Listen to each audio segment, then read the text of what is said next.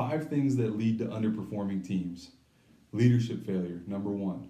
Number 2, no accountability or little accountability, minimal. Not holding your culture, number 3. Number 4, no goals or unclear goals for your program. And number 5, individual role issues. So understanding that with those pieces, these 5 pieces, these are all things that players can control, coaches can control within their own organization, within their culture. So we're going to get a little bit deeper into this. So number 1, leadership failure. It's a hard word. Coaches don't want to talk about how we failed, how we're not doing the right thing. First piece of that is internal reflection. When you don't want to talk to people about your program, when you don't want to meet with your players, when you don't want to meet with your staff, when you're worried about what other people will think about you, you're probably not leading effectively, and you're probably not deserving to have a successful program. And that's going to be hard. Coaches aren't going to like hearing that, but that's the truth for us, myself included, other coaches in the past that I've been around, that other people have been around. Those are pretty clear-cut things. Holding people accountable. Got to hold yourself accountable, got to hold your staff accountable, got to hold your players accountable. You need to be able to give direct, truthful feedback. Now, the truth may hurt, but players are at least going to know that you're being honest with them, and they're going to enjoy the fact that they have something to improve upon that's truthful. When you're afraid of hurting someone's feelings, telling them the truth, you're not doing them any favors. Effective communication. Got to communicate. Open, honest, goes both ways. Listening and receiving, sending and receiving. All kinds of different pieces to communication. There's lots of good books out there to help you with that if you're a coach that struggles with that. Number 2, so no accountability in your program or very little accountability. Starts with yourself as the head coach. If you are not holding yourself accountable, and it's not enough to say I'm holding myself accountable, get yourself a mentor. Get yourself someone you look up, and then meet with them on a weekly basis or a couple times a week or every other week, whenever you can. Now, we're going to say that during the season we don't have time for this. BS. You got time for it. If it's a priority for you, you'll make time in your life for it. And if you want self-improvement, self-accountability, which the best leaders in the world want, you want to get that. Got to hold your staff accountable.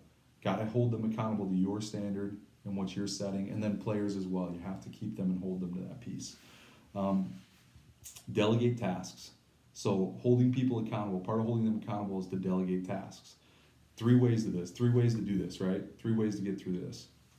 First one, allow people around you to rise to the occasion and be great. Delegate tasks for them to do. Second part of that, hold them accountable to being great and make sure that they're doing the standard. Pretty simple. We've said that over and over throughout this video. Number 3, show them how to be great. How can I expect them to be great if I don't show them how to be great? And I may not be great at it. Then I better raise my level of accountability and get great at it. If I want people underneath me to be great at it, it's really hard as a head coach to find assistants and hire assistants that are going to be great at everything. What are the chances as a first-time head coach you're going to hire somebody, or even a veteran head coach in a new program who's going to hire somebody and they're going to instantly be great at something? It doesn't happen. And if you're not great yourself and you can't teach it yourself, how are they ever going to get great at it? Just working? It's like catching lightning in a bottle, and it just doesn't happen very often. So hold yourself to a higher standard. Be great yourself. Number 3, third piece of this. Hold the culture that you set as a head coach.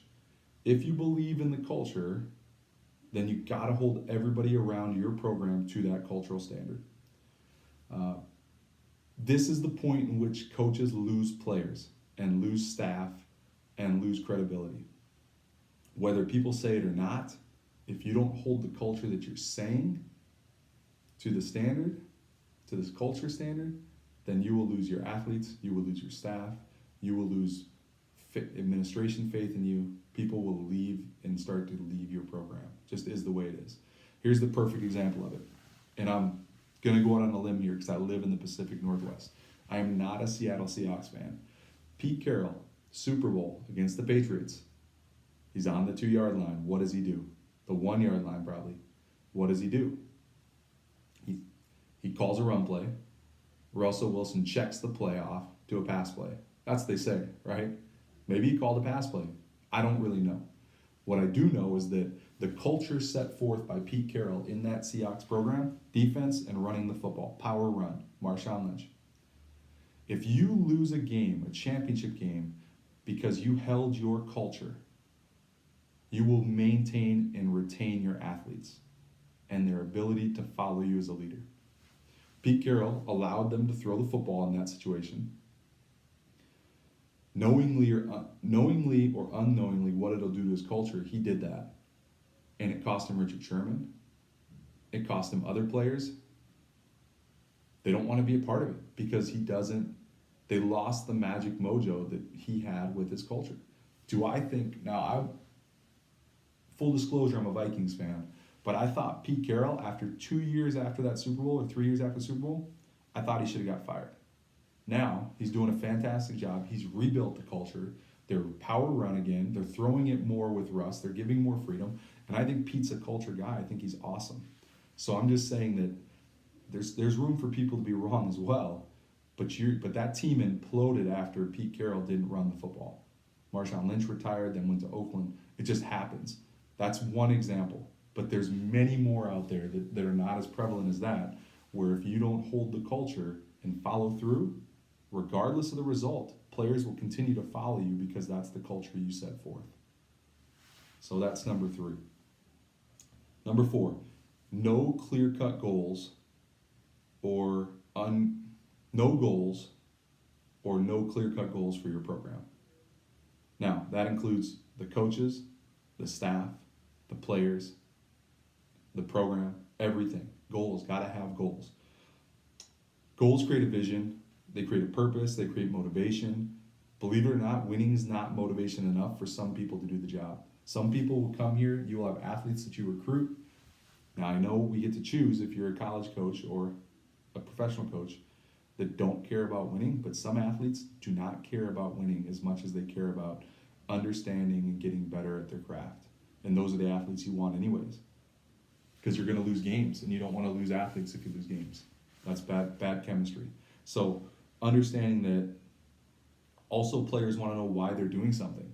You're setting goals because it gives you purpose and motivation. And the goals give them a why.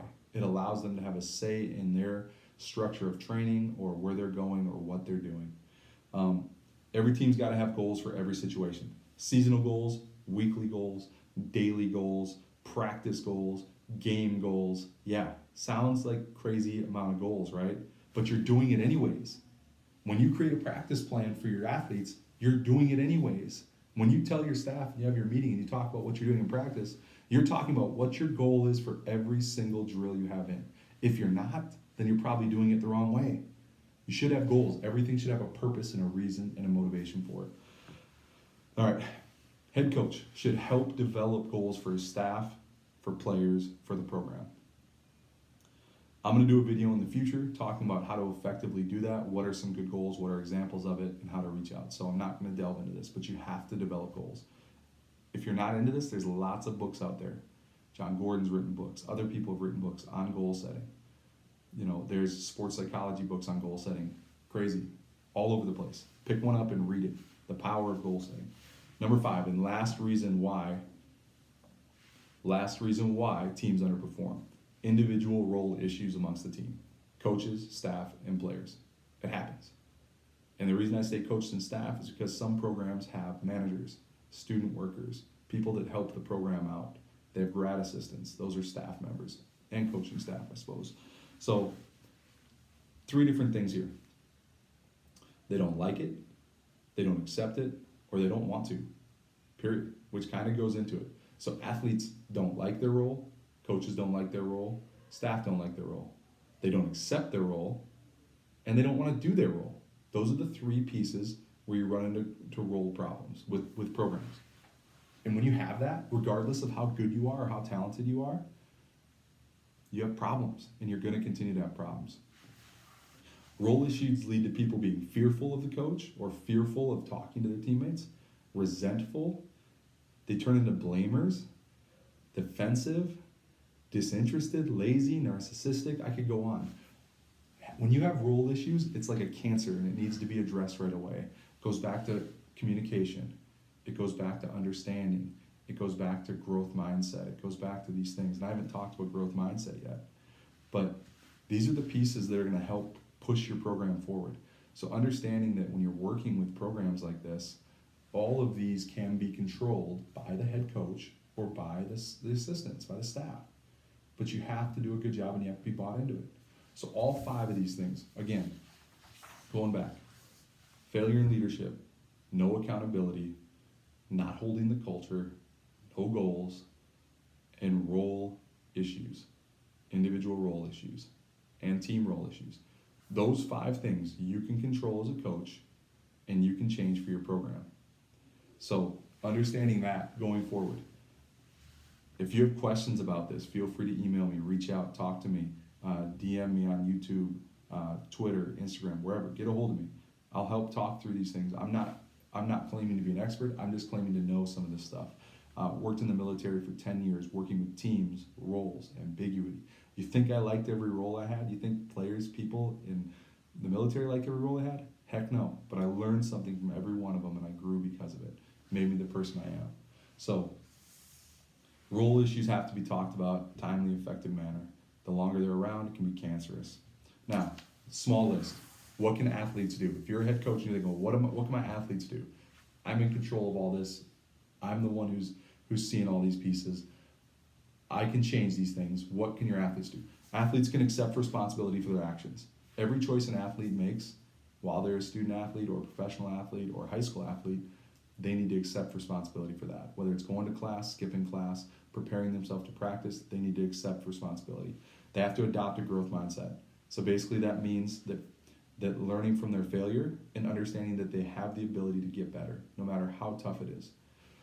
They need to work as hard as they can every day, become the best version of themselves. That's where you setting goals and them setting goals together helps them create this motivation and this purpose. And then always remember the goals of the culture and the program that they're a part of. Those are the 4 things athletes can do. So accept responsibility, adopt a growth mindset, work as hard as they can towards the goals that you guys have set up, and then always remember the culture and the goals that the program have. Those 4 things, if your athletes do those 4 things, and you're able to take care of these other 5 things, your program is going to be in a heck of a lot better place than where you started. Now, the reason talking about this is, lots of underperforming teams. It happens all the time. And like I said, there's a million reasons why. Using these 5 tools, knowing these 5 things, and getting better at stuff, hopefully will mitigate the amount of time that your team spends underperforming. Ultimately, at the college level of coaching in some high schools, you get to choose who becomes a part of your program. The best athletes and players are not always the best for your program. For these 2 levels, understanding that your culture of your program is quite literally and could be the livelihood for you. So start treating your program like it's a family, and then your program will be better off. Get you moving in the right direction. So thanks for watching the video. Let me know if you got feedback.